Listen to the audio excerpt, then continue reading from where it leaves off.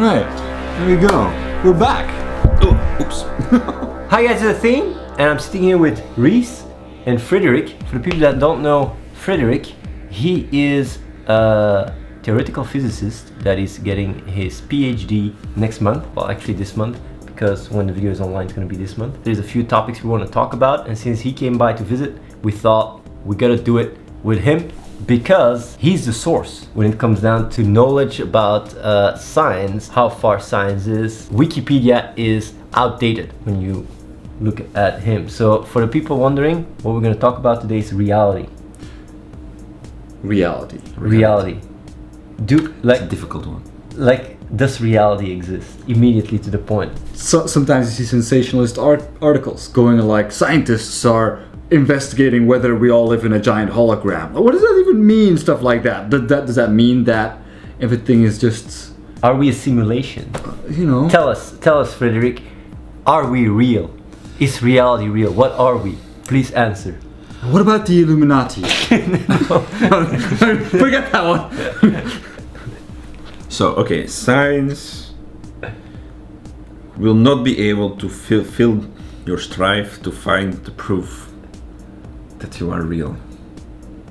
Yeah, but obviously there's a level of fascinating shit that science is doing. What about all the articles about the holograms and the... Okay, but the idea about the hologram, this is more like, if you have a sphere, if this hologram principle is true, you can describe the full contents of the sphere only by knowing the contents of the surface. Everything inside is projected on the surface, but you don't lose information, because if you would just project it like on the screen, you lose information. If my hand is behind the other one, it's not projected, right? So hologram never loses information. That's why they call it a hologram. But then it's for the full universe, so it means that instead of inside the universe, we could be living like on the edge of the universe. But it's more something mathematical, I mean. Right, it's more like, can we represent all the information of the universe like that? I mean, like, it's not quite as sensational as it seems. Okay, so then what about stuff that is physical isn't really as solid as people think it is, right? Yeah. Right. You mean vacuum inside? Yeah, and the fact that if you go down to actual particles, when we look at, this is one that tends to blow people's mind, and I find it very fascinating. So, if you zoom in your hand, you will see cells, you know, right? Cells, and then all the what's it called, enzyme stuff, blah blah blah, I don't know the names. You zoom in, you get molecules, you get atoms. An atom is, and that's where it begins. An atom is a core with an electron flowing around it. So if the core would be the size of a pea, then the atom would be the size of a cathedral. Okay. So actually, one atom is like an empty cathedral with only one small pea. Like a chickpea, but smaller, the green peas. You know? Yeah, but... And then all the other stuff is vacuum, nothing. Right, but this is what we learned in school, yes. Right? But what I have learned is that even that isn't actually true. So then you go to the P, which is a nucleus consisting of protons, neutrons. Right. Okay.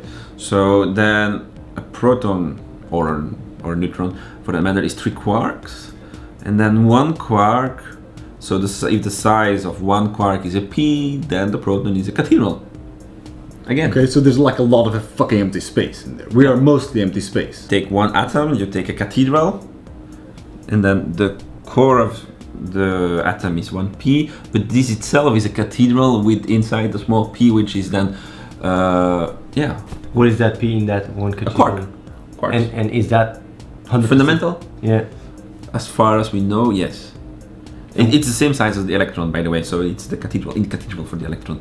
Right, but from what I understand, this stuff, the way you learn it in school, where they draw it on a board as if these are all like balls, is completely wrong. Yes, so you have Heisenberg uncertainty principle. You can never know position or momentum at the same time. Okay, so the idea is just whenever you try to catch an electron, either you don't know where it is, or either you don't know how fast it was moving, so you don't have full information. So this means that by this reasoning, it can be here, it can be here, it can be here, it can be everywhere. It will not be following a round path. It's more like an electron cloud, but it's not really a cloud. It's just like a region of possibility for the electron. Right, but it goes so far that, because people are hearing this and they'll think like, okay, so it's hard to measure, it's hard, like it's impossible for us to figure out where it is. But the electron is still real. How do you define what is the electron? Is it like a very small little ball? So is it the like, electron, okay. Is it like more of a puffy thing? What is it like? Okay, so the nice thing about particle physics is that a particle is zero-dimensional. It's a point. So what does it mean to be zero-dimensional? It means that if you take your magnifying glass, you zoom in, it's still small, it's still a point. So wait, you zoom in, it's still a point. You zoom in, it's still a point. You zoom in, it's a point. So this is something that is not comparable to any actual physical object as we know it. No. So the idea of a point is really, it has zero dimensions. If you would take a small line, it's one dimension, length, right? Zero dimensions. So it's infinitely small. Yes, it's a point. So it's really like you take your pen, you put a point, but now if you zoom in, it gets bigger, right? Because you see the ink spots and you see, no, so it's not like that. You zoom in on a point, you still have a point. You zoom in, you have a point.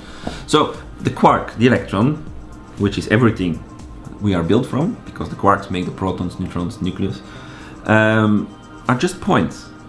Infinitesimally small, infinitely small. So how do infinitely small shit bring about real shit? How does that even work? So the cool thing is to have this like fake size. So it would be something like their interaction radius. We could pin down the size of an electron to like the pi I was referring to, but this would mean like it's a radius where the electromagnetic interaction becomes so strong you could not get closer. Impossible. So it feels like it's two solid objects. If you would like try to collide two electrons, it would be impossible to put them closer than this distance because the interaction is so strong that it's just not possible. But so there's nothing happening. There is no. It's empty, right? It's empty space, but it's a point. But this is a distance. It's only it's a measure. So this I find extremely fascinating. The way that we grow up, the way that we learn about molecules and electrons and all that shit is just wrong because we think they're marbles. People visualize like when you go with a super magnifying glass, it doesn't really exist. They think there's all like little marbles bouncing around and shit. No, it's much cooler. I mean, me, we are built from points. Zero dimensions. We are built zero from dimensional points. We are built from stuff that does not exist. I mean, it does not exist in the way that we normally look at things that exist. So then we come to the essence. What is the definition of a particle on a quantum level? Right. So a particle is a point, right, which has position, momentum. Okay, we cannot know them together and blah blah blah, but these are the properties. And then it's just a set of properties. So position, momentum, mass, and then depending on the particle, it can have some charge, spin, color charge. But this is more like it's not something which is happening here. No. It is just a list of properties. It's like coding something. This has property blah blah blah blah, but it's perfectly possible that we're just a simulation. Yeah, of course. Yeah, because it's almost like we're NPCs in a video game, and the NPCs, when they really get down to it and start to get scientific, they say like, wait a second, we don't exist out of stuff. There's nothing there. Okay, so yes, it's a good question. I mean, would we be able to see at some point to make the difference between a real world and a virtual world? And I think the answer is no. You won't be able to really clearly define a difference.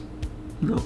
I mean, because everything you would be able to measure inside your world, which would make it different from a real world, you just program it to be the same. If you would be a simulation. Right. So let me ask you. If it would be a perfect simulation, of course. If an electron is so perfect. Yeah, sorry. If an electron is an infinitely small point, is it smaller than the Planck length? Ah.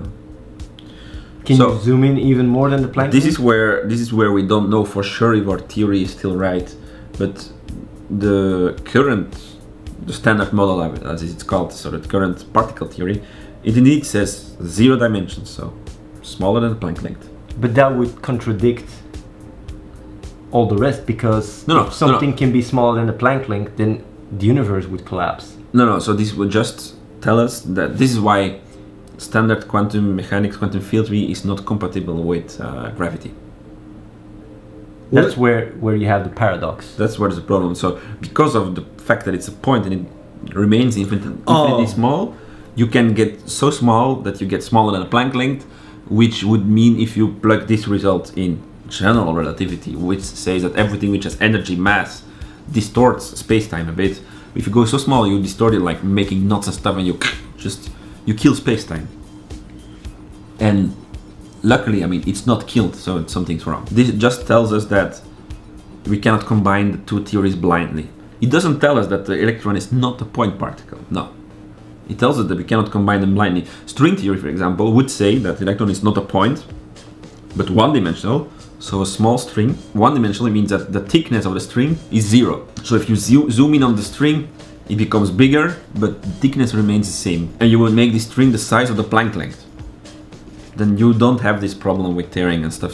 So this is the main idea about string theory. But then this doesn't mean that, because in this way you can solve it, this doesn't mean that the electron is not a point. Maybe there are other ways to solve it, to combine the two theories. I understood this. I don't know if you guys understood it. You just rewind. I think there's one thing that we got to touch upon when we're talking about reality. Okay, we talked about how we're made up, everything is made up of stuff that is not stuff as we know it. Because when we think of stuff that exists, it's stuff that we can touch in some shape or form. It's stuff that has some sort of consistency, whatever. We're made up of stuff that does not have any sort of dimension or weight or mass. Now, what about, and this is something people find very fascinating, observer effect? You mean that a measurement collapses? Yeah. Okay, so this is not necessarily tied to us. I mean, if you collide two particles, you have the same effect. I mean, so it's tied to the fact that you make a measurement, and a measurement means literally you try to identify some of the properties. You remember, particle is just a sum of properties. So from the moment you try to identify some of these properties, you intervene in what's happening, and so the wave function collapses. Wave function collapses means just that every particle, every quantum system always has a set of possibilities which it can be in. Like, it can be A or B or C or D, right? Quantum theory tells us it will be a combination of all of these at the same time. The whole time, always. But from the moment you make the measurement, it chooses one of them. Right?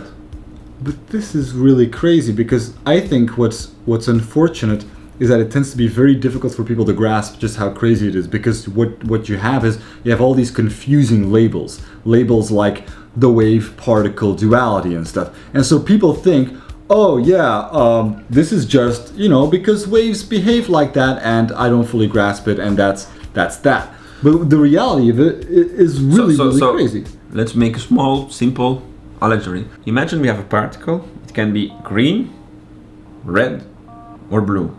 Only green, red, or blue, right? It cannot be purple or whatever. 3 options, that's it. Quantum theory tells us that it will be all the time in a combination of all 3. So purple, for example. It cannot be, but it is. But from the moment you measure it, it will be either green, either red, or either blue. You will never see something else than these 3. Okay, but there's actual experiments, because this is not just like some mathematics or whatever. There's actual experiments, like the double-slit experiment, where they can actually prove in a lab that when, basically, I'm oversimplifying, but basically when they're not looking, it's all the options at the same time, and when they look, it chooses one option. Yes. They can actually prove this. Yes. That changes how you view reality, a thing like that. Everything in the world consists out of particles, which are not only zero-dimensional, but they also behave in ways that is completely beyond our normal conceptualizations of stuff, to the point that we have to describe them as like, oh well, they can be multiple things at the same time. And the thing is, like, they can also pop in and out of existence. Yeah, so let's call it brain fuck. Yeah, brain fuck is a good word for all of this.